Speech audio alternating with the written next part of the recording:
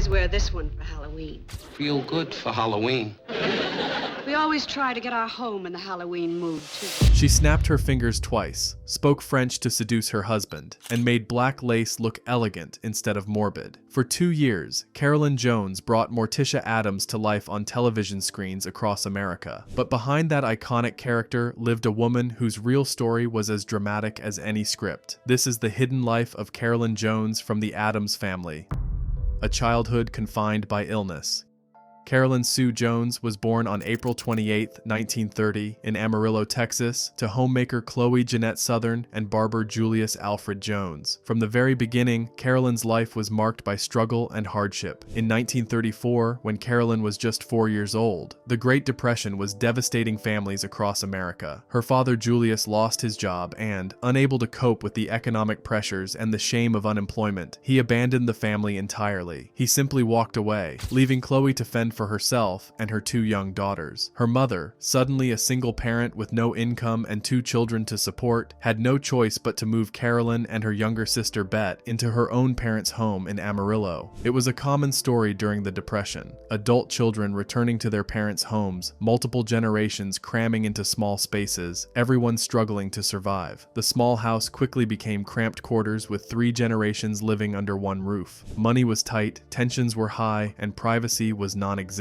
Carolyn's grandfather, Charles W. Baker, was a man prone to sudden bouts of rage that terrified young Carolyn. The household was unstable and often frightening for a sensitive, imaginative child. Home should have been a refuge, but instead it was a source of anxiety. But what should have been merely a difficult situation became something far worse when Carolyn developed severe chronic asthma. The condition wasn't just inconvenient, it was life-threatening. Carolyn spent weeks at a time confined to her bedroom, housebound, and completely isolated from other children her age.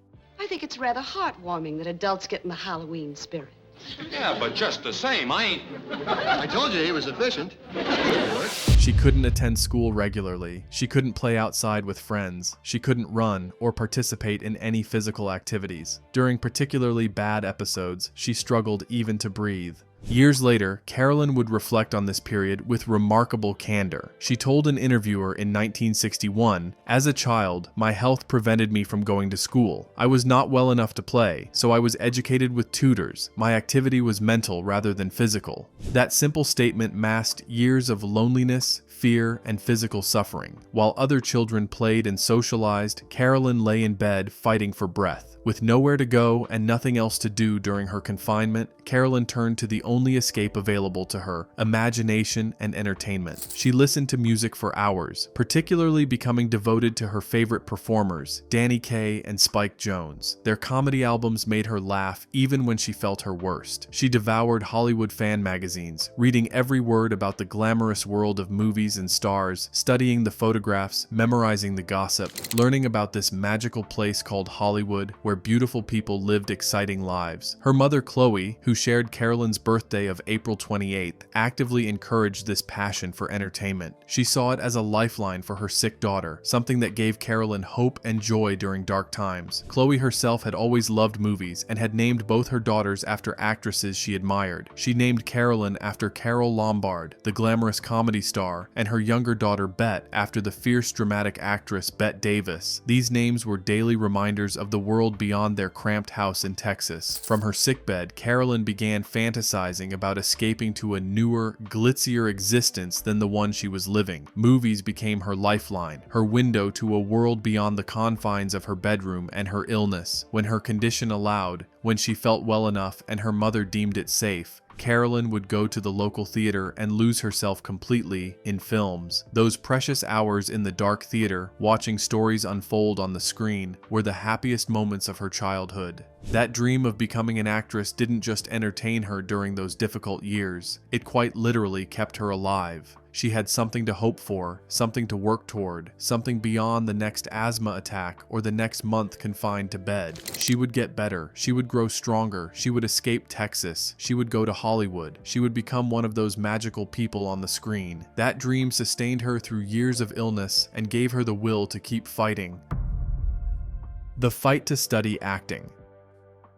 As Carolyn grew older and her health improved enough for her to attend Amarillo High School, her talent became undeniable. She excelled in speech, poetry, and dramatics, winning awards and recognition. In her junior year, she took first place in the Tri-State Declamation Contest. By the time she was a senior, she was working as a disc jockey at a local radio station, already getting a taste of show business. After graduating from high school in 1947, Carolyn knew exactly what she wanted to do with her life. She wanted to attend the prestigious Pasadena Playhouse in California, which had produced many Hollywood stars. But her grandfather, who had become her father figure, had different plans. He wanted her to become a doctor or a lawyer, something respectable, something stable. When Carolyn refused, her grandfather took her to Southern Methodist University, determined to enroll her there. What happened next became part of Carolyn Jones' lore. She sat down on the steps of the rotunda and began to cry. She begged her grandfather to let her apply to the Pasadena Playhouse instead. Her dramatic pleas worked. Her grandfather relented and agreed to pay her tuition. There was just one problem. Carolyn was only 17 years old, 3 years younger than the Playhouse's minimum age requirement. Undeterred, she lied about her age, claiming she was born in 1930 instead of 1933. The school accepted her, and in 1947, Carolyn Jones began her formal training as an actress. To help pay her way, she worked in summer stock theater during breaks. She threw herself into her studies with the intensity of someone who knew this was her only shot at the life she wanted. After 3 years of dedication and hard work, Carolyn graduated in 1950 as a star student. But then reality hit hard and fast.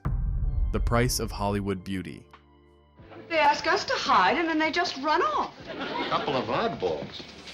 Carolyn quickly realized that talent alone wouldn't be enough in Hollywood. The film industry had rigid standards of beauty, and she didn't fit the mold. She understood that to succeed, she would need to alter her appearance to meet those standards. It was a devastating realization, but Carolyn was nothing if not determined. She underwent a complete head-to-toe makeover. Most painfully, she had cosmetic nose surgery, an agonizing procedure that she endured because she believed it was necessary to get movie roles. She changed her hair, her makeup, her entire look. She transformed herself into what Hollywood wanted, even though it meant sacrificing the face she'd been born with. While still studying at the Playhouse, Carolyn met Don Donaldson, a fellow acting student. The two fell in love quickly and married in 1950, but the marriage was brief, lasting less than a year before ending in divorce. Carolyn found work as an understudy at the Players Ring Theater. When the star left to get married, Carolyn stepped in. A talent scout from Paramount spotted her and offered her a screen test. It went well, and she made her first film appearance in The Turning Point in 1952. But when her 6-month contract ended, Paramount, suffering from television's growing impact on the movie industry, let it lapse. Carolyn quipped years later, "They let me and 16 secretaries go."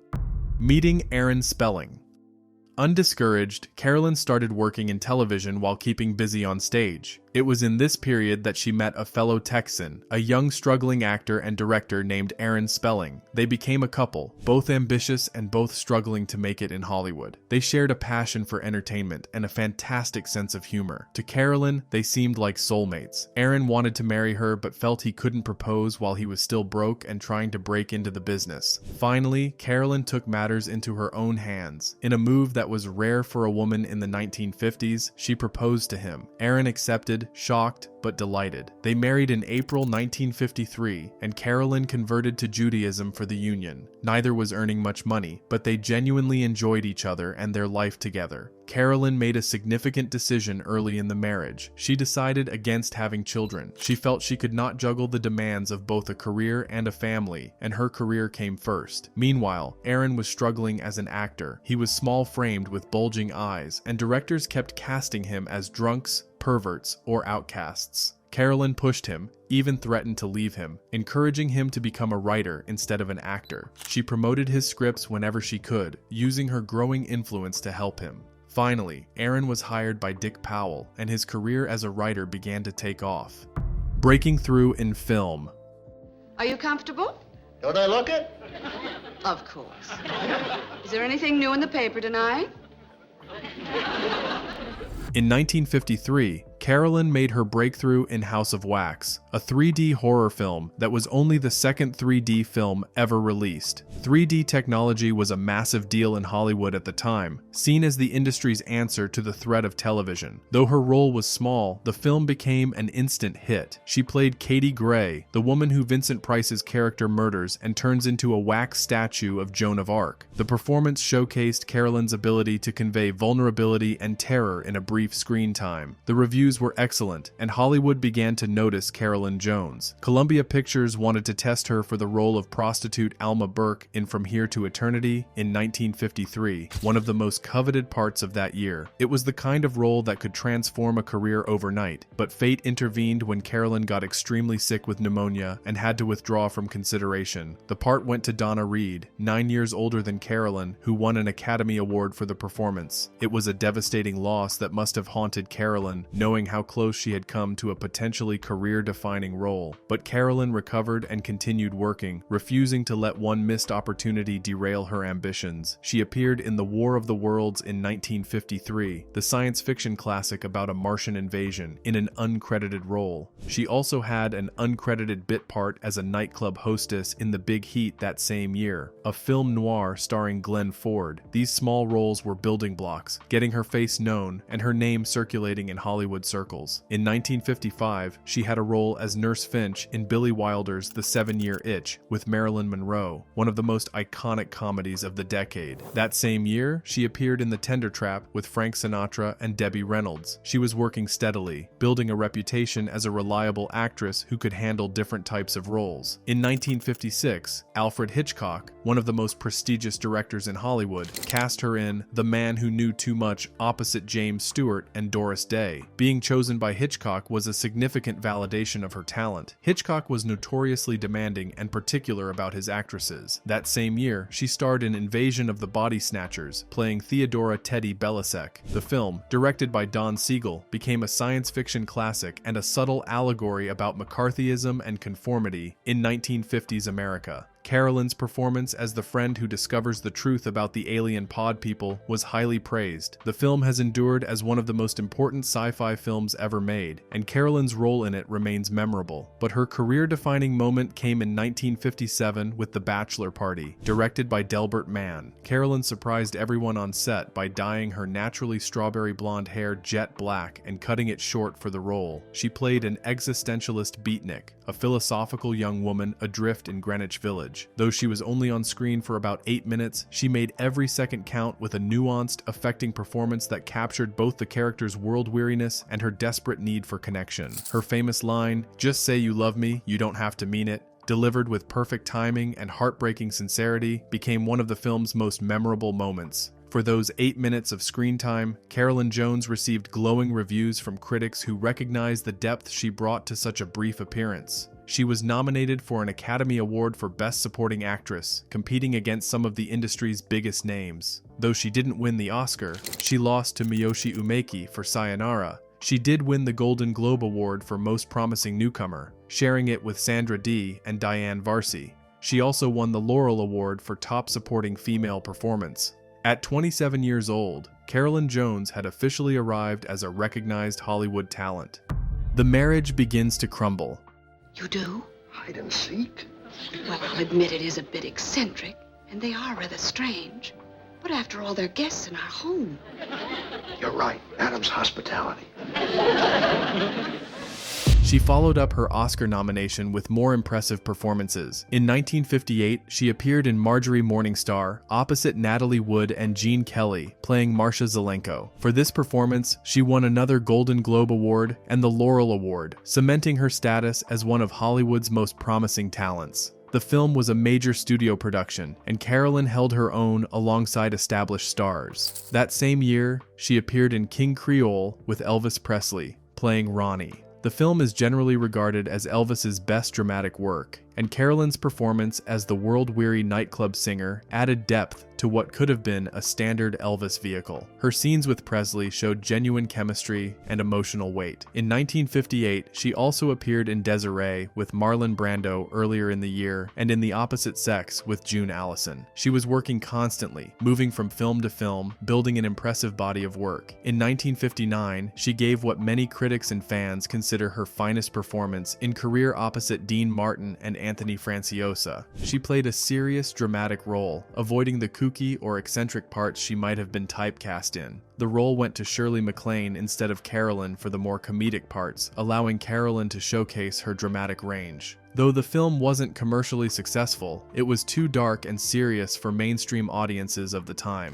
Critics recognized the quality of Carolyn's work. She brought complexity and nuance to her character, proving she was more than just a pretty face or a quirky character actress. That same year, she appeared in A Hole in the Head with Frank Sinatra and Edward G. Robinson, a comedy drama that showed her versatility. She also starred in Last Train from Gun Hill with Kirk Douglas and Anthony Quinn, a tense western that gave her a chance to work in yet another genre. She appeared in Ice Palace in 1960 with Richard Burton, an epic drama set in Alaska. In 1962, she appeared in How the West Was Won, the epic western filmed in Cinerama with an all-star cast. Though many of her scenes were reportedly cut from the final film, her presence in such a prestigious production added to her credentials. By the early 1960s, Carolyn had appeared in roughly 30 films. She had worked with some of the biggest names in Hollywood: Marlon Brando, Frank Sinatra, Elvis Presley, Kirk Douglas, Marilyn Monroe, Alfred Hitchcock, Natalie Wood, James Stewart, Richard Burton. She had proven herself capable in drama, comedy, science fiction, horror, westerns, and epics. She was a working actress with range and credibility. She was also the breadwinner in her marriage to Aaron Spelling, supporting him while he built his writing and producing career. For most of their 11 years together, Carolyn was the star and Aaron was the struggling writer. But as Aaron's career began to soar in the early 1960s with his work on shows like The Lloyd Bridges Show, which he created and produced, the balance in their marriage shifted. Aaron's success, rather than bringing them closer, seemed to drive them apart. The couple separated in October 1963. By all accounts, the breakup was amicable. They had grown in different directions, and both recognized that staying together wasn't working anymore. They divorced in August 1964, with Carolyn asking for no alimony despite being entitled to it. She was given the house as part of the settlement, and they divided $400,000 in community property. More importantly, they remained friends throughout the rest of Carolyn's life. There was no bitterness, no public feuding, no drama. They had simply reached the end of their journey together as a married couple, in a reversal of fortunes that must have been bittersweet for Carolyn to witness. After their marriage dissolved, Aaron Spelling went on to become one of the most successful and wealthy producers in television history. He created and produced shows like Charlie's Angels, The Love Boat, Fantasy Island, Dynasty, Beverly Hills, 90210, Melrose Place, and dozens of others. He became a multimillionaire and eventually a legend in the industry. Carolyn had her own money from her successful film career, but she would never achieve that level of financial success. And soon, she would face a different kind of challenge entirely, one that would define the rest of her professional life. Becoming Morticia Addams. Right around the time of her separation and divorce from Aaron Spelling, Carolyn received an offer for a television role that would change her life forever. She had turned down TV work in the past, preferring the prestige and longevity of film, but this role was different. It was the lead in a new sitcom based on Charles Addams's macabre cartoons that had been appearing in the New Yorker magazine since the 1930s. The show would be called The Addams Family. Interestingly, it was Aaron Spelling himself who convinced Carolyn to accept the role of Morticia. Despite their marital problems and impending divorce, he recognized that the part was perfect for her. He saw something in the character that matched Carolyn's sensibilities and talents. Carolyn was intrigued. The character was quirky, dark, and comedic. Everything she loved. The fact that it was television didn't matter anymore. I do think our guests are charming, don't you? Yes, especially the one with the scar.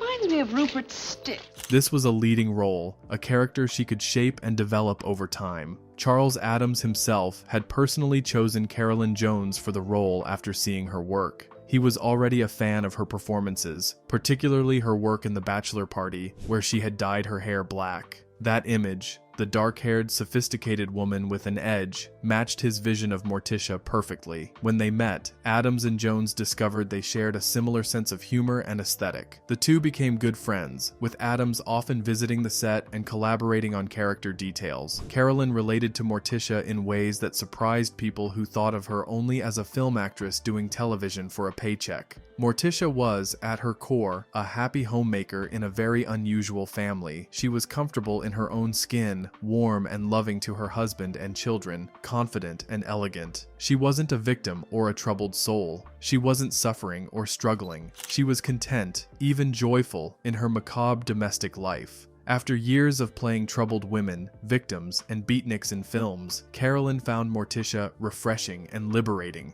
She later explained, "Morticia was something I really could relate to. She had a sense of humor, and there were things woven into the character and the dialogue because of my input. This wasn't just an acting job, it was a creative collaboration." Carolyn had input on Morticia's mannerisms, her dialogue, even story elements. When Charles Addams told her he wanted to introduce the character of Cousin It, the short, hairy relative who spoke in gibberish, Carolyn's response became legendary. She asked, "What side of the family is he from? Both sides, I hope." That joke went directly into the script and became one of the show's funnier running gags. The Addams Family premiered on ABC on September 18, 1964. The show starred John Astin as Gomez Addams, Carolyn as Morticia, Lisa Loring as their daughter Wednesday, Ken Weatherwax as their son Pugsley, Blossom Rock as Gomez's mother Grandmama, Jackie Coogan as Uncle Fester, and Ted Cassidy as the butler Lurch. The chemistry among the cast was immediately apparent, but it was Carolyn and John Astin's relationship that became the heart of the show. From the very first episode, audiences were both delighted and scandalized by what they saw. The blatant romantic chemistry between Morticia and Gomez shocked conservative 1960s viewers who weren't accustomed to seeing married couples on television display genuine passion and affection. Gomez would kiss Morticia's arm passionately whenever she spoke French to him. They gazed at each other with obvious desire. They touched frequently, affectionately, sensually. This was not the typical 1960s sitcom marriage where couples slept in twin beds and rarely touched. Morticia had a smoldering sexuality that was extremely rare on television at that time, especially on a sitcom. Combined with that sexuality was warmth, humor, intelligence, and maternal devotion. It was a complex character that required significant skill to portray believably. Jeffrey Marks, a biographer who has studied Carolyn's career extensively, noted that had Carolyn Jones not been as well versed in her craft as she was, there would have been no way for her to bring the character of Morticia to life. The role required her to look as though the cartoon drawings had literally come to life, no easy feat, while also making the character three-dimensional, relatable, and appealing to audiences. In a 1964 interview during the show's production, Carolyn described what went into creating Morticia. "A lot has come out of the costuming. My skirt is so narrow I can only mince along like Ming Toy Goldberg, so I developed a minimum of movement, which contributes to the feeling of calmness and elegance." She understood that physical constraints could become character choices. She turned the limitations imposed by the costume into defining characteristics of Morticia's persona.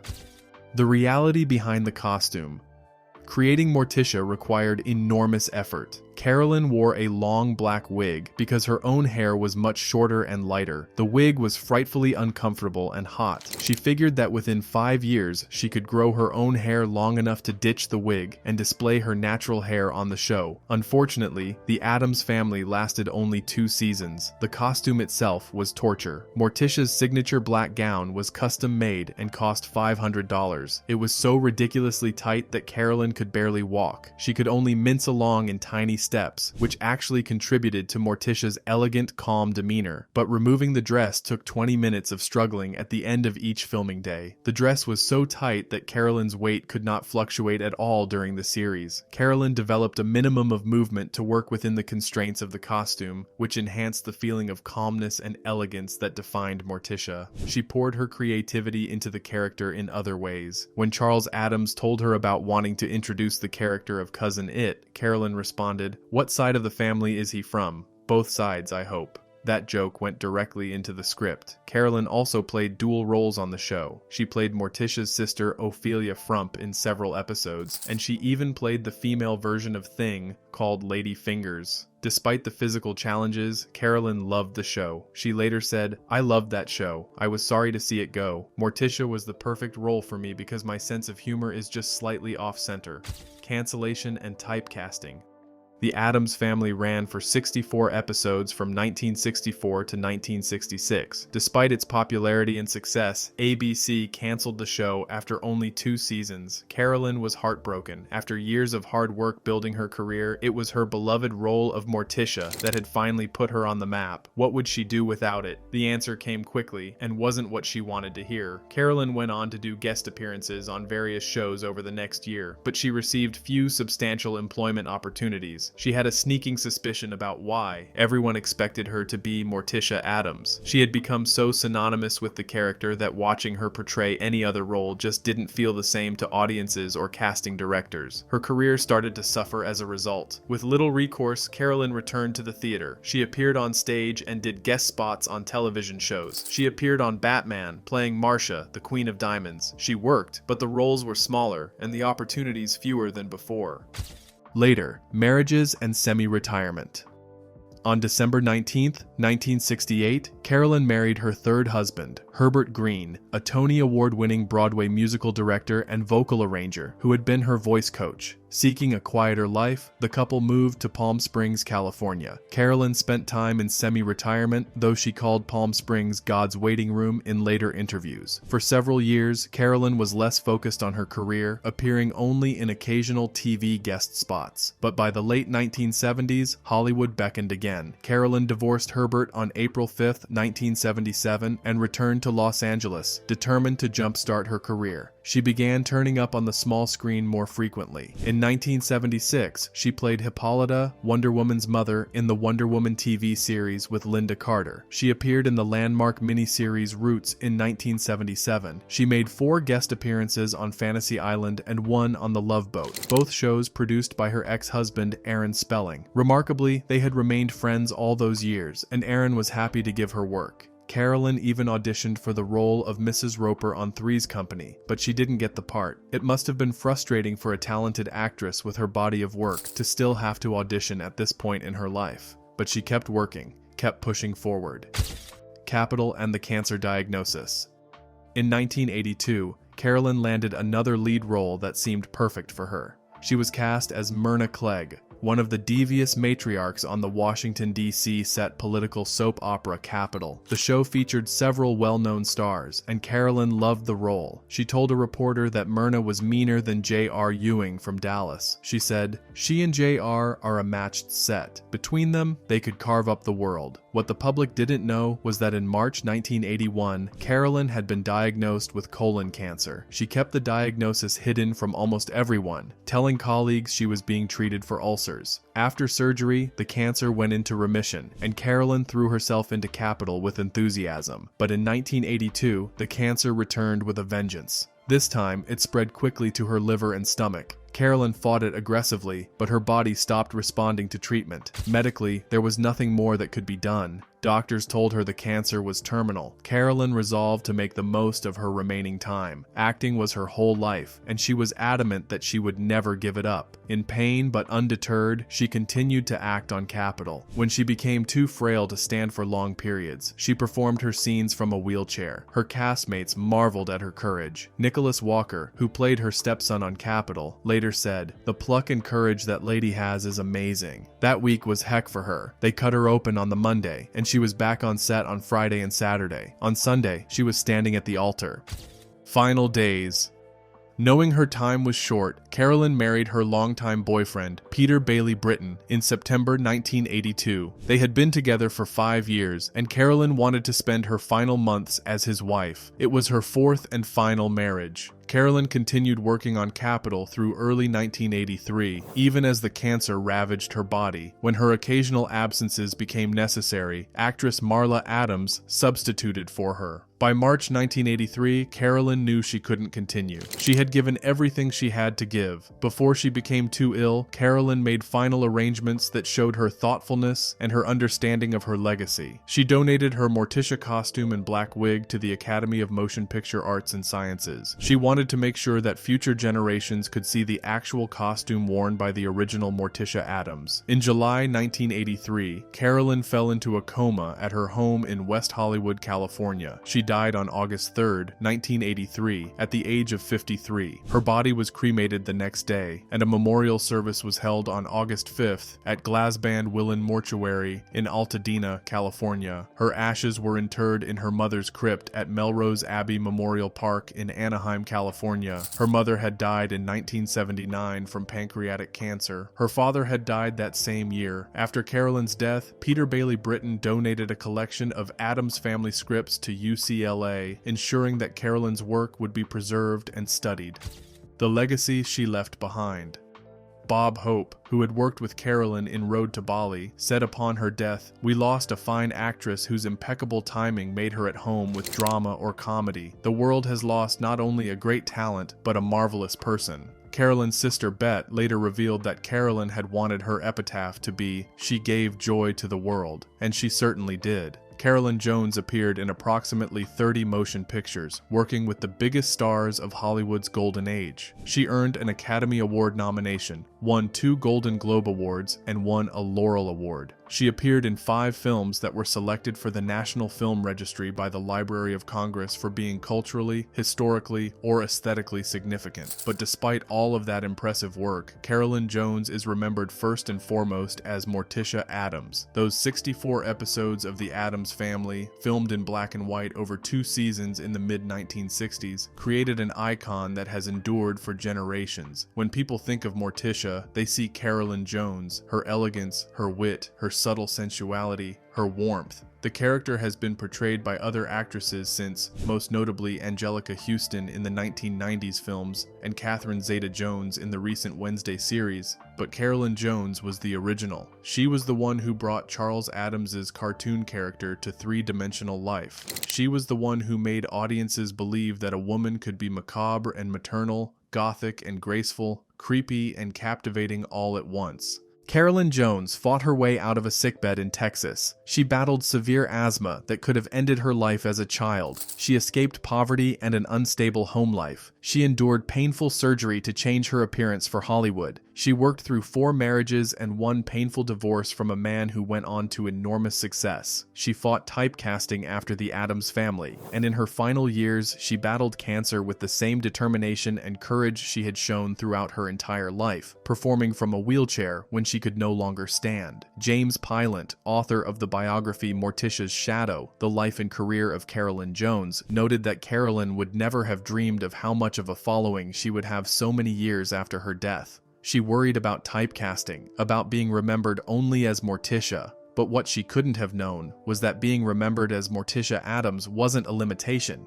It was immortality. Carolyn Jones lived 53 years. For most of that time, she worked as an actress with dedication, talent, and an unshakable belief in her craft. She brought joy to millions through her films and television appearances, but she gave the world something more lasting, a character that defined gothic elegance, a performance that has never been equaled, and a reminder that true artists will keep creating even when the final curtain is falling. If you enjoyed learning about Carolyn Jones's hidden life, please hit that like button and subscribe to our channel for more nostalgic deep dives into the stars who shaped our memories. What's your favorite Morticia Addams moment from the Addams Family? Share your memories in the comments below. Thanks for watching, and remember, snap your fingers twice for the lady who brought Morticia to life.